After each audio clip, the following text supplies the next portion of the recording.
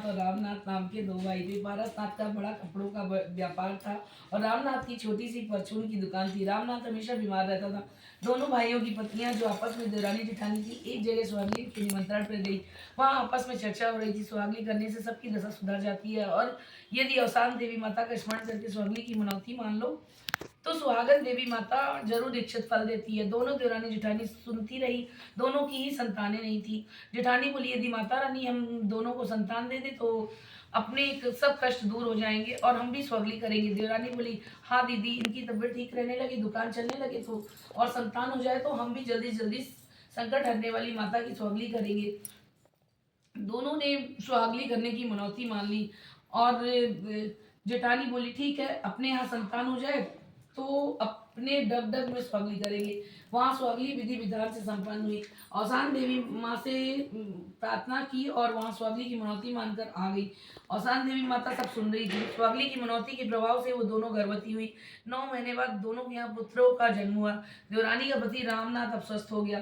दुकान भी अच्छी चलने लगी। दोनों जगह बधाई बजने लगी। देवरानी ने कहा, चलिए दीदी, हम अपनी सुहागली कर लेते हैं। माता ने अपनी मनोकामना पूर्ण कर दी। तो जेठानी ने कहा, अरे इतनी भी क्या जल्दी है, अभी तो बहुत सगुन बाकी है, उसमें कर देंगे। अभी चौक चांदन में बहुत खर्चा हो गया है, अभी कहाँ से गुड़ चना मंगाएंगे। देवरानी ने कहा, मैं तो 7 सुहागनों को बुलाकर कल चौक के बाद सुहागली करूंगी। जेठानी कुछ ना बोली। देवरानी के यहाँ सुहागली के निमंत्रण में गई, ना ही उसके यहाँ निमंत्रण में गई। यहाँ देवरानी ने खुशी खुशी सुहागली की और इच्छा पूरी करने के लिए माता को धन्यवाद दिया। देवरानी का घर बार अच्छा हो गया। वह हमेशा शुभ कामों में माता की सुहागली करती। जेठानी भूल गई। देवरानी की याद दिलाने पर भी उसी से लड़ने लगती और कहती, तुम्हें सुहागली सुहागली दिखती है, हमें जब लगेगा तब करेंगे। इधर माता समझ गई कि अहंकार बस इसने मनौती पूरी नहीं की है। दोनों के लड़के दिन दूने रात चौगने बढ़ने लगे क्योंकि माता की कृपा के फल थे। जेठानी के यहाँ मुंडन कंचेदन हो रहा था, बधाई बज रही थी। माता जी बुढ़िया का गंदा सा वेश धारण करके जेठानी के दरवाजे पर गई। आवाज लगाई, हमारे गुड़ चना दे दो। वहां बाजू की आवाज में कौन सुनने वाला था। माता जी लौट आई। कुछ दिनों बाद उन दोनों की लड़कों की शादी एक ही घर में तय हो गई। देवरानी ने फिर सुहागली की, जेठानी ने नहीं की। इधर जेठानी के यहाँ लगन हो रही थी। माता जी दरवाजे पर गई और बोली, हमारा गुड़ चना दे दो। आने जाने वालों ने देखा, अंदर खबर पहुंचाई, दरवाजे पर एक गंदी सी बुढ़िया बैठी गुड़चना मांग रही है। जेठानी ने चिल्लाकर कहा, अरे कहाँ के गुड़चना, जाओ बतासा पूड़ी हलवा दे दो। कोई एक सामान लेकर वहां पहुंचा तो माता जी ने कहा, मुझे तो मेरे गुड़ चने ही चाहिए। कुछ दिनों बाद ब्याह की तैयारी होने लगी। बारात विदा हो रही थी। माता जी फिर आई और अपना गुड़ चना मांगने लगी। जेठानी को पता चला कोई बुढ़िया चना गुड़ मांग रही है। तब उसने चिल्ला कर गया, यहाँ कोई गुड़ चना की दुकान है क्या? जब चाह गुड़ चना मांगने चली आती हो।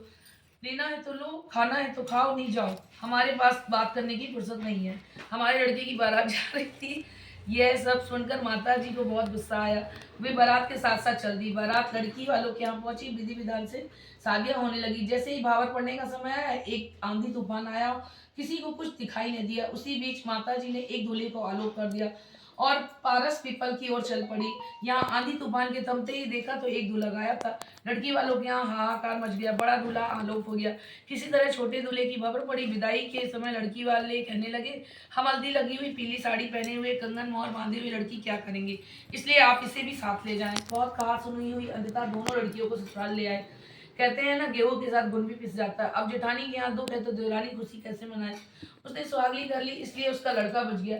जेठानी ने कहने के बाद भी कुछ नहीं किया, इसलिए देवरानी समझ गई कि ये सब माता जी के प्रकोप से हुआ है। उनके नाराज होने के कारण यह सब हुआ है। जेठानी ने जब ये सब सुना तो व्याकुल होकर रोने लगी। देवरानी जेठानी के पास गई और बोली, आपने मनौती मानकर भी सुहागली नहीं की, इसलिए माता रानी से क्षमा मांगो कि हे माता, हमारे पुत्र को लौटाएं, फिर हम आपकी दोहरी सुहागली करेंगे। जेठानी की भी समझ में आ गया कि मैंने बहुत बड़ी गलती की।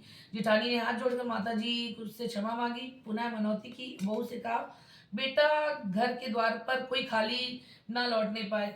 इधर कुछ लावरे भिक्षा मांगते मांगते एक पेड़ के नीचे रुक गए। वहां अंधेरा हो गया। उन्होंने मसाल जलाई तो सामने पारस पीपल के नीचे एक झाड़ूदार आया। वहां पेड़ के पास मैदान में झाड़ू लगाई। इतने में एक माली आया। उसने पानी सींचा और फूल बिखेर दिए। वहां सुंदर प्रकाश फैल गया। तब अनेक देवी देवता आकर अपने स्थान पर बैठ गए। एक सुंदर और बड़ा आसन बीच में खाली था। अप्सराएं नाचने लगी। बढ़िया गाना बजाना होने लगा। उसी बीच सुहागन माता अधब्याहे लड़के को लेकर पीपल के पेड़ के नीचे उतरी। सिंहासन पर बैठकर सभी देवी देवताओं ने खड़े होकर पूजा और आरती की। वह दूल्हा बना लड़का माता जी के बैठते ही उनके पैर दबाने लगा। सब कुछ अच्छे से होता रहा। सवेरे होते ही सब अपने स्थान चले गए। लांगड़ों ने कुछ दिन रुककर वहां रोज यही दृश्य देखा, फिर आगे बढ़ गए। पर उनके ध्यान से वह दिव्य छटा आलोक नहीं होती थी। धीरे धीरे उनके गांवों में भिक्षा मांगते मांगते उसी देवरानी जेठानी के गांव पहुंचे। जैसे ही एक घर में सवेरे सवेरे भिक्षा मांगने पहुंचे और अपनी भाषा में बोले, सवेरे दो साझा पाओ, दूध पुत के आड़े आओ, लांगुरे को रोटी दे दो। ये सुनते ही वह अधिव्याही कन्या भिक्षा लेकर पहुंची तो उसे पीली पहने दुल्हन के वेश में देखकर घबरा गए और बोले, जय जय वह, और भिक्षा बिना लिए चले गए। बहू ने लौटकर सास को सब कह सुनाया। वे बाहर दौड़ कर आई और देखा सामने देवरानी ने के यहाँ भिक्षा ले रहे थे। वो पहुंच कर बोली, अरे आपने ऐसा क्यों किया? वे घबरा कर जाने लगे। देवरानी ने पूछा, क्या बात है? तब उन्होंने सब कुछ कह सुनाया। तब उन दोनों ने अपनी कहानी सुना दी। बोली, क्या आप हमें वहां ले जा सकते हैं? वे तैयार हो गए। उन्होंने प्रेम पूर्वक बैठाया, भोजन कराया और जाने की तैयारी की। देवरानी बोली, सुहागले की तैयारी करके चलो, माता रानी सब कुछ ठीक कर देंगी। तो घर लौटकर अनगिनती सुहागले करेंगी। जेठानी ने वैसा ही किया। सब परिवार नगर के कुछ लोग मिलकर उसी पारस पीपल के पास पहुंचे। वहां शाम होते ही लालू ने जैसा बताया था वैसी ही दिव्य छटा बिखर गई और अप्सराओं का नाच गाना शुरू हो गया। सुहागन माता अधब्याहे लड़के को लेकर सिंहासन पर विराजमान हो गई। देवरानी ने बहू को सब कुछ सिखा दिया था। बहू धीरे धीरे वहां सिंहासन के नीचे पहुंच गई। माता जी जैसे ही उठने लगी, उसने माता जी के चरण पकड़ लिए।